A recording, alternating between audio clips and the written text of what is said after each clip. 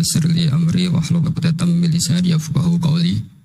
Allahumma shalli wa sallim wa barik ala sayyidina Maulana Muhammadin wa ala alihi washabihi ajmain amma ba'du.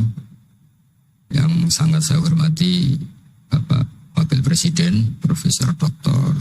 Kiai Haji Ma'ruf Amin dan istri, semua pejabat negara yang saya hormati. Di sini ada Ibu Menaker Dr. Fauziah, Kapolda yang saya hormati, Korem, semua yang saya hormati, Ketua MUI Banten dan Ketua MUI Jawa Barat, semua yang saya hormati. Ini tak tanya dulu sama Pak Dokter, ini gimana Wakil Presiden? Ini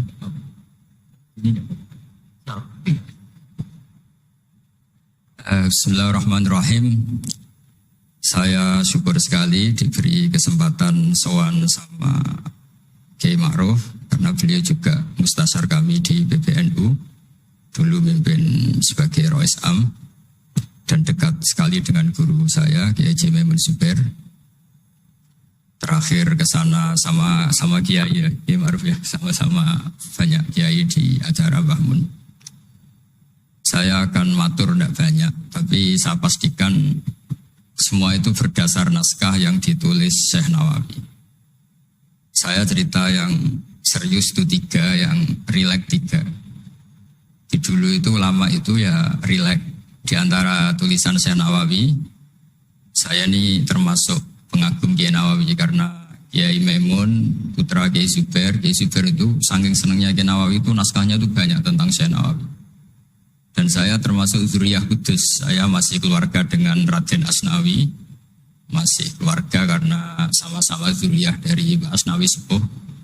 Itu yang akhirnya menikah Nyai Hamdana, yang dulu pernah dinikah Syekh Nawawi.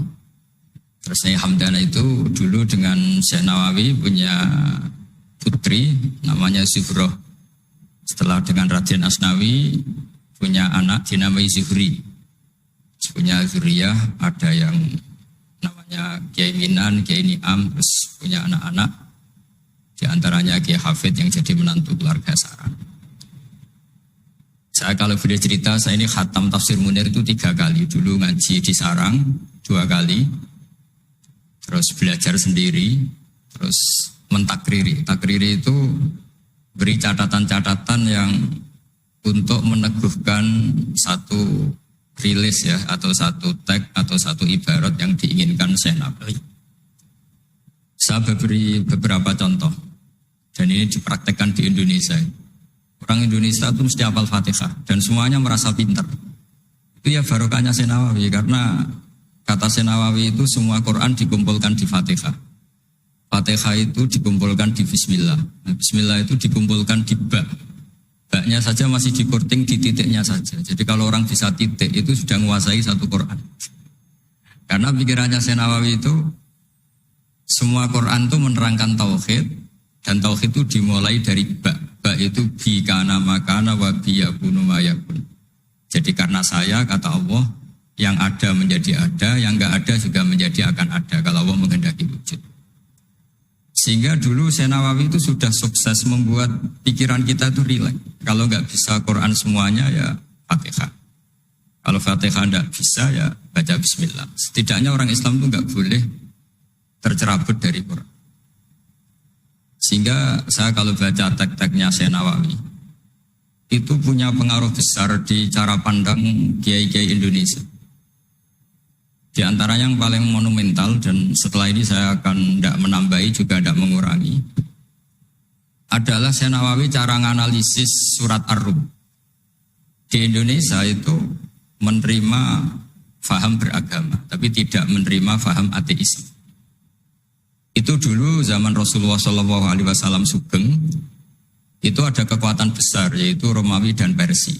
Singkat cerita, Persia ini tanpa nabi, tanpa kitab suci. Yang Romawi ini punya nabi dan punya kitab suci. Meskipun versi mereka. Ketika orang Persia mengalahkan Romawi, itu nabi terus dicibir, diolok-olok sama orang kafir Mekah. Muhammad, kawan kamu yang punya kekuatan langit, maksudnya punya kitab suci, ternyata kalah. Paling kamu juga kalah dengan kita yang tanpa pegangan langit. Nabi itu susahnya minta ampun. Karena Nabi tidak bisa membayangkan kalau kehidupan manusia itu tidak dipandu agama, tidak dipandu kitab suci. Meskipun zaman itu ya Romawi itu tidak Islam. Kemudian kata Nabi diberitahu Allah Ta'ala antara 3 sampai 9 tahun pasti Romawi akan mengalahkan Persia. Dan itu enggak dianggap kemenangan Romawi mengalahkan Persia, tapi menangnya ahli kitab, orang yang berpegangan kitab suci mengalahkan orang yang tidak berpegangan kitab suci. Dan saat itu Allah ngendikan wa yauma idzi yafrahul mu'minun, di hari kemenangan Romawi mengalahkan Persia atau kemenangan ahli kitab terhadap non ahli kitab, itu orang mukmin itu senang sekali. Sangat senang. Ini saya baca di tagnya Syekh Nawawi supaya di sini Anda tidak mendengarkan pendapat saya, memang benar-benar mendengarkan apa yang dikatakan Syekh Nawawi.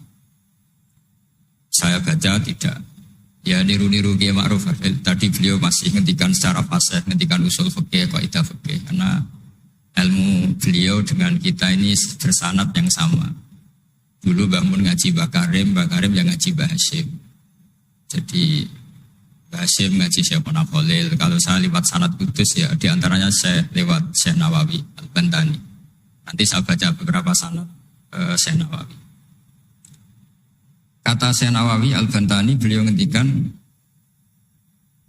wa yauma idzi yafrahul mu'minuna bi nasrillah wa yauma idz yahlibur rumu ala farisa yafrahul mu'minuna bi taghlibillah man lahu kitabun ala man la kitabalah wa yafrahuna bi walabatihim al-musyrikin bi badrin. Jadi bangsa Indonesia itu terbiasa berkawan sama orang yang beragama, tapi tidak biasa berkawan dengan orang-orang yang tidak beragama. Itu karena Imam Nawawi mengatakan, Syekh Nawawi, wa naktubu maqaddamu atharohum, pikiran besar Syekh Nawawi adalah ketika orang Romawi mengalahkan Persia, itu cara berpikir Imam Nawawi itu mengalahkannya orang yang berkitab, mengalahkan yang tidak berkitab. Jadi ini bukan pendapat saya, juga bukan pendapat siapapun, tapi murni saya baca teks yang dari Syekh Nawawi. Sehingga kita secara psikologi, kita ini kan misalnya saya aja lah contohnya. Misalnya saya miskin, ada petinju, orang miskin kulit hitam bersama orang kaya. Kalau yang menang yang miskin tuh ikut seneng, padahal ya tidak ikut menang. Karena kayak terwakili. Dulu kata Syekh Nawawi, itu juga pikirannya begitu. Ini saya baca ini kata Syekh Nawawi. Misalnya seperti itu zaman itu. Wa sababu nuzuli hadil ayat annahu kana baina Faris war Rum qitalun. Wa kana al musyrikun yawadduna antaghliba farisu ar-Ruma. Di anna Faris kana majusian ummiyin wal muslimuna yawadduna ghalabatar Rum ala Faris liqaunihim ahlal kitab. Jadi dulu itu saya kata Syekh Nawawi, pikirannya orang Islam, yang menang itu ahli kitab karena sama-sama punya agama, punya peradaban. Jangan sampai yang menang itu yang tidak punya kitab, tidak punya peradaban. Jadi itu saya yakin yang mengilhami para guru kita, para kiai-kiai kita bikin Pancasila, diantaranya yang membentuk Pak Karno, karena Pak Karno ya dulu ngaji sama Hussein Praminoto, ngaji sama orang-orang pinter. Kita ini berketuhanan. Jadi itu ciri khas Syekh Nawawi di antaranya. Kemudian beliau menganalisis kemenangan. Kemenangan itu ketika orang Islam sudah kuat. Di halaman 424. Ini nanti kita bisa tinggal di sini sebagai hadiah sama Gus Syauqi sama keluarga besar Pondok Tanara. Nabi itu orang yang gak suka duniawi, tapi kenapa sih Nabi harus menang? Nabi Sulaiman akhirnya menang, Nabi Dawud akhirnya menang, Nabi Ibrahim ya akhirnya menang, Nabi Musa akhirnya juga menang, dan Rasulullah SAW juga akhirnya mengalami kemenangan. Itu cara menganalisis Syekh Nawawi Al-Bantani. Kata beliau, iqamati alamatir riyasah, supaya kepemimpinan Islam itu kelihatan. Fala yabqa mayaqdiru alal ikrah alal kufri. Jadi kalau kita menang, baik secara politik maupun ekonomi atau kultur, setidaknya tidak ada lagi kekuatan manapun yang memaksa kita untuk menjadi kafir atau menjadi salah.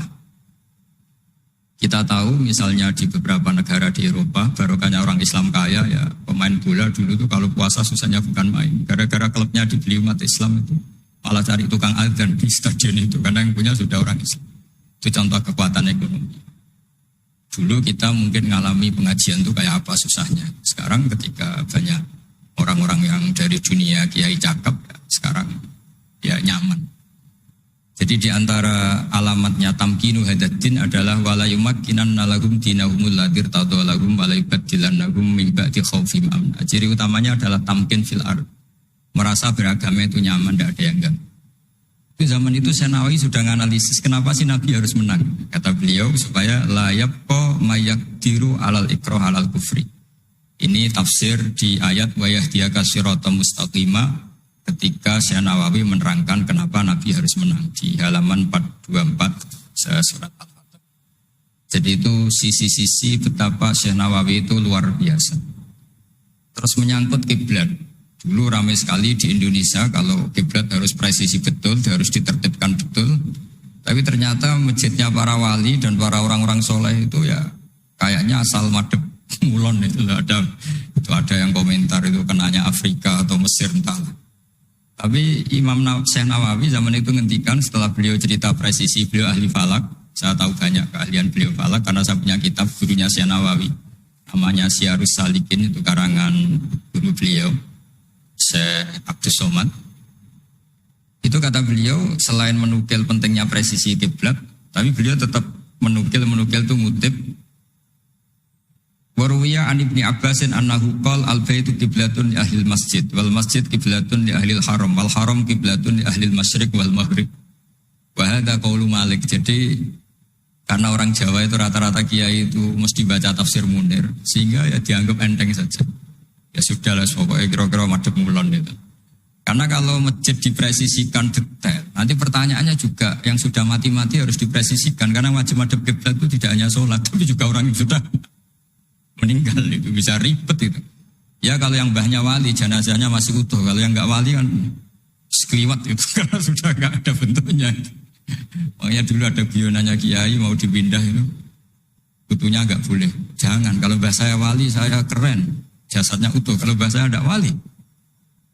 Jadi ya, tapi apapun itu saya cerita betapa efek dari pikiran besar Syekh Nawawi itu mempengaruhi kita sehingga dulu masjid-masjid, musola-musola itu ya tetap hati-hati lah, tapi ya tetap saja ada longgarnya karena beliau tetap mengutip wal haram qiblatun lil adil masyriq wal maghrib. Jadi tidak hanya Mekah dengan makna Ka'bah atau dengan makna Masjid Haram, tapi semua tanah.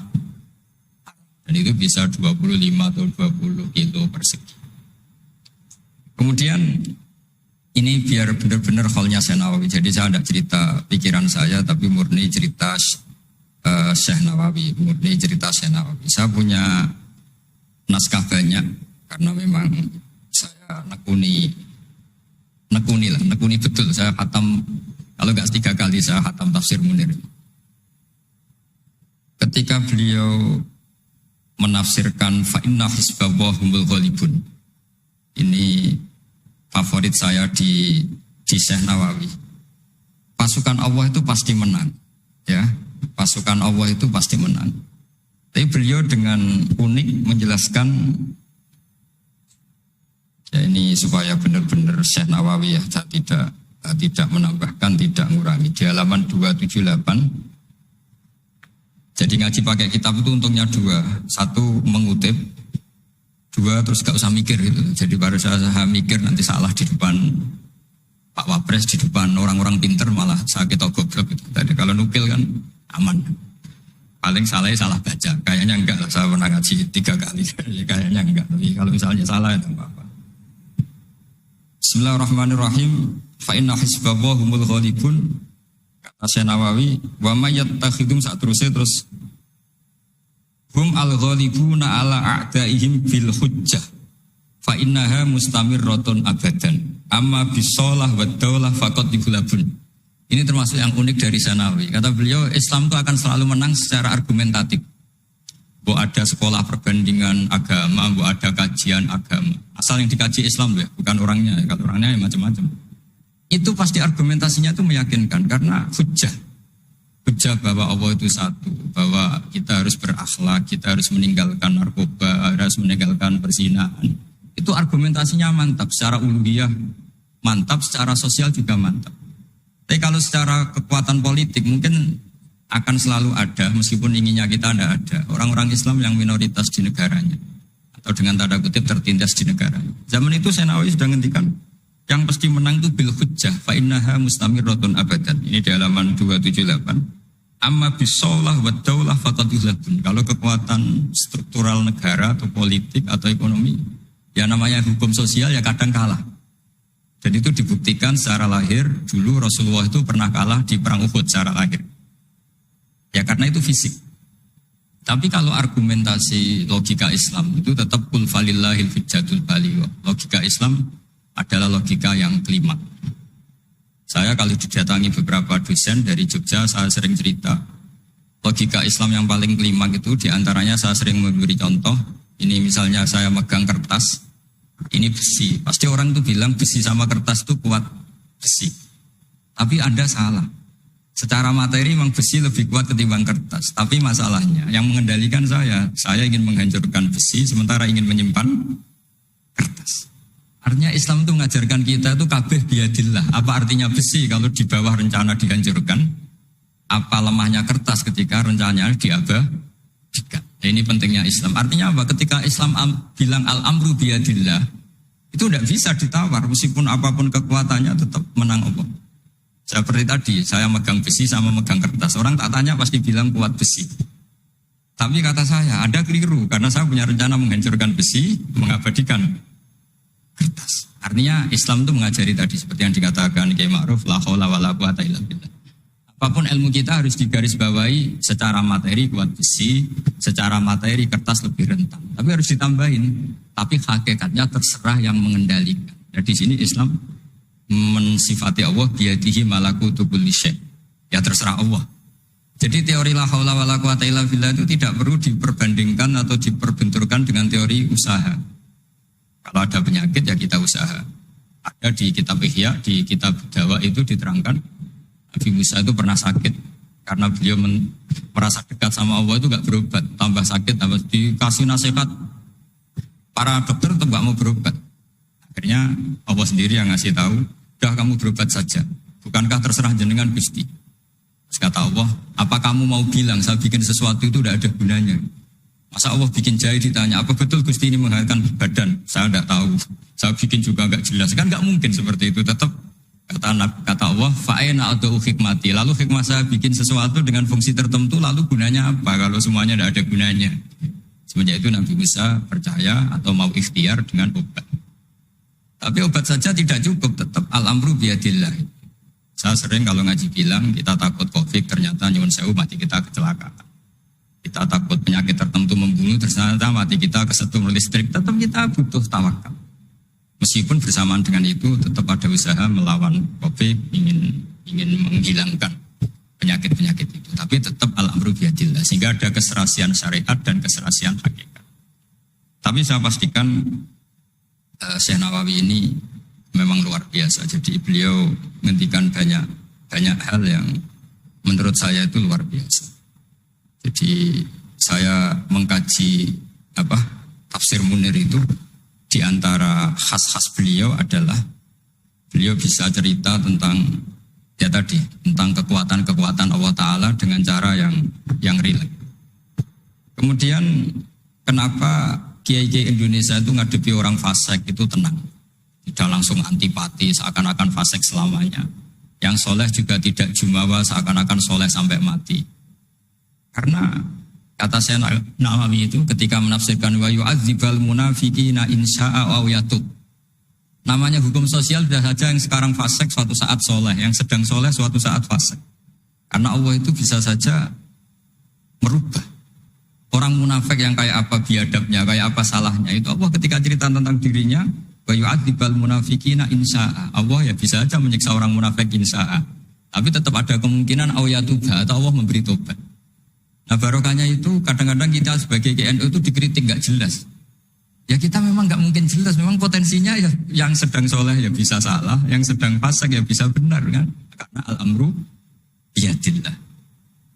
Itu ciri khasnya Nawawi. Jadi beliau dan itu membentuk kita semua di halaman 251 juz 2 beliau ngendikan haitsu razaqahum al-iman. Sehingga ya mereka bisa saja suatu saat dikasih iman. Jadi itu contoh-contoh. Kemudian di halaman 288 ketika nah ini biar benar-benar kholnya Syekh Nawawi memang saya persiapkan khusus karena saya memang nggak perlu nyari karena saya punya takriran lengkap tentang tafsir Munir. Jadi saya hanya butuh ngutip, butuh memindah saja. Karena naskah itu sudah ada di rumah, terus ini tak pindah di sini dan rencana kitab ini tak tinggal di sini memang untuk hadiah kepada Gus Syauqi. Ketika Syekh Nawawi cerita tentang wala tajidanna aqrabahum mawaddatan lil ladzina amanu ladzina qalu inna nasara.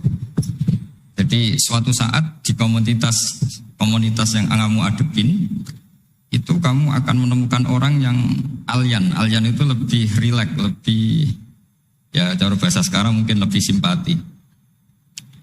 Jadi orang Indonesia itu lebih simpati pada agama tertentu daripada yang lain. Misalnya kata Syekh Nawawi ngendikan waqad qala ba'duhum madzhabul yahud annahu yajibu alim isalu syarri ila man khalafahum fiddin. Terus ketika beliau cerita yang satunya wa aman nasara falaysa madzhabum dzalik balil idza haramun fi dinihim fa hadza wajhu tafawut. Jadi akhirnya orang Indonesia itu terbiasa dengan seperti ini karena dulu Syekh Nawawi sudah bilang. Jadi betapa Rasulullah itu lebih ingin yang menang itu yang masih punya agama. Jangan sampai yang nggak punya agama itu menang. Bisa dibayangkan kan kita tahu misalnya di ilmu medis kalau cloning itu dibolehkan itu kayak apa manusia jadi uji coba. Jadi gara-gara kita masih beragama, apapun hebatnya teknologi cloning itu tidak serta-merta diadopsi atau diterapkan. Jadi itu sumbangan-sumbangan Syekh Nawawi pada kita dan yang membentuk kita. Terus ini yang terakhir di kitab Nashihul Ibad. Jadi ini supaya benar-benar kholnya Syekh Nawawi. Di kitab saya halaman 112. Ini sekaligus penutup. Saya tidak akan matur banyak-banyak supaya nanti dikaji sendiri kitab-kitabnya Syekh Nawawi.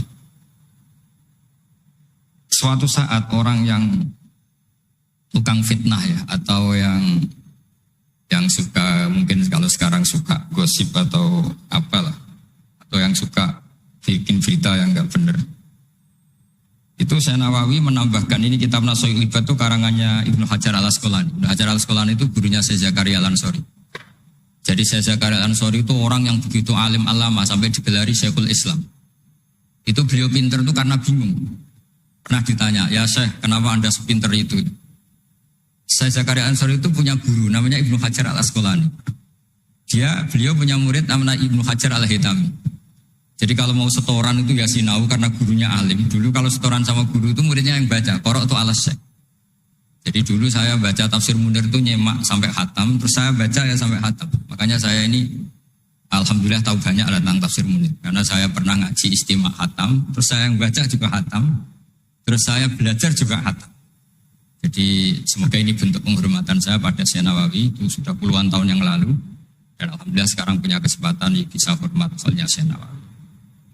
Beliau ketika terus yang tanya ini dijawab sama Syekh Zakaria Al-Ansori, dukik tu bena hajaro ini. Saya ini diseleb 2 batu, digebek kalau orang Jawa bilang. Karena kalau mau ngaji ya takut, mau ngajar juga takut karena muridnya pinter. Kalau dia bacanya salah itu ketahuan. Jadi guru kalau ingin pinter cari murid yang pinter, pasti mutolaah dulu. Karena sampai kalau baca rofa nasabnya salah, pasti terus muridnya boyong. Goblok tenan guru-guru gitu. Karena dari punya murid pinter, makanya kalau ada mahasiswa pinter, mesti dosennya tambah pinter. Karena dia kalau bacanya banyak, muridnya akan mikir. Itu disebut dukik tuh bena hajar ini. Kata Syekh Nawawi menambahkan yang dikatakan Ibnu Hajar Al-Asqalani dalam kitab Nashihul Ibad. Beliau meriwayatkan satu hadis. Yu'adzabul lisanu bi'adzabin la yu'adzabu bihi syai'un minal jawarih. Nanti lisan atau mulut itu disiksa Allah dengan siksaan paling pedih di atas organ tubuh yang lain. Terus lisan komplain sama Allah, 5 tu'adzibu. Kenapa engkau menyiksa seperti ini ya Allah? Terus dijawab, kharajat minka kalimatun balaghat masyariqal ardi wa magharibaha. Fasufika bihad damul haram wa ukhida bihal malul haram wa tuhika bihal farjul haram. Jadi lesan itu kalau kadung ngomong, itu orang yang harusnya disukai gara-gara dia provokatif atau menceritakan kebencian, orang benci semua. Yang orang harusnya dibenci karena perilakunya tidak menguntungkan bangsa dan negara atau tidak menguntungkan umat Islam, gara-gara dipoles sehingga dicintai. Jadi lesan itu bisa merubah segalanya. Jadi sekali dia punya kesalahan, kata Syekh Nawawi, sesuai riwayat yang beliau riwayatkan, dan beliau ngendikan turwiyah, Nabi sallallahu alaihi wasallam, beliau ngendikan bahwa ini diriwayatkan dari Nabi, kharajat minki kalimatun balagot atau kharajat minka kalimatun balagot masyariqal ardi wa magharibaha fasufikat biyadamul haram wa ukhidha biha al-malul haram. Jadi ini sumbangan-sumbangan Syekh Nawawi yang kemudian membentuk kita. Jadi saya ulang lagi, mungkin para pengkaji naskahnya Syekh Nawawi tolong dibaca surat Ar-Rum.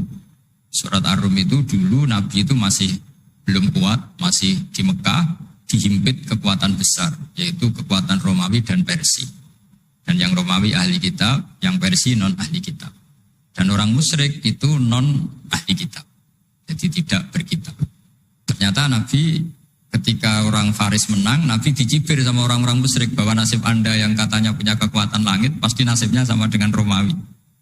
Tapi ternyata Allah akhirnya memenangkan Romawi, dan ketika Romawi yang menang, ini oleh Syekh Nawawi ditafsirkan kemenangan yang punya kitab. Bukan ditafsirkan kemenangan apa?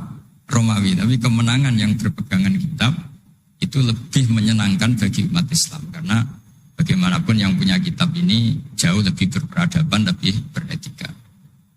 Saya kira demikian karena mungkin waktu ya, dan tadi seperti yang dikatakan Kiai Haji Ma'ruf, mohon maaf sebanyak-banyaknya karena nggak bisa hormat Syekh Nawawi secara besar-besaran sesuai hak beliau sebagai orang yang sangat-sangat terhormat karena ngangkat nama besar Indonesia di kancah internasional.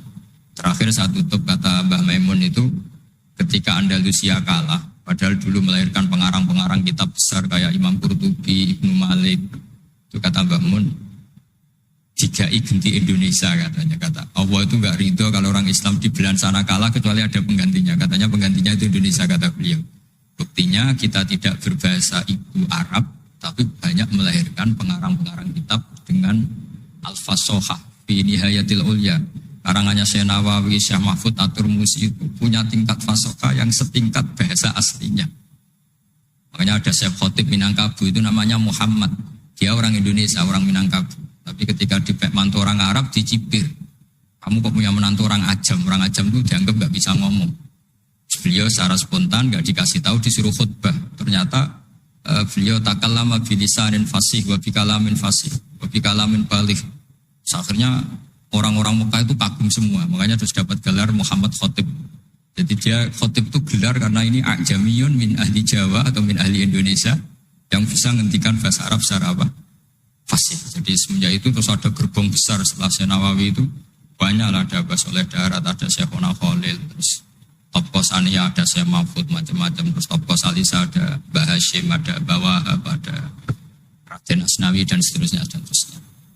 Semoga kula jenengan termasuk orang-orang yang mencintai beliau, karena sanad saya tadi saya matur sama Kiai Haji Ma'ruf. Memang sanad Qadiri itu dulu dari sini, dari kakeknya Mbak Ma'ruf, dari Mbak Karim. Saya juga tahu itu karena sering dikasih tahu para mursyid thariqah. Dan itu tadi kita sempat baca di Bahjatul Wasail, memang beliau itu Al-Qadiri, jadi apa, Asy-Syafi'i madhaban wal Qadiri apa, thariqatan. Mohon maaf. Assalamualaikum warahmatullahi wabarakatuh.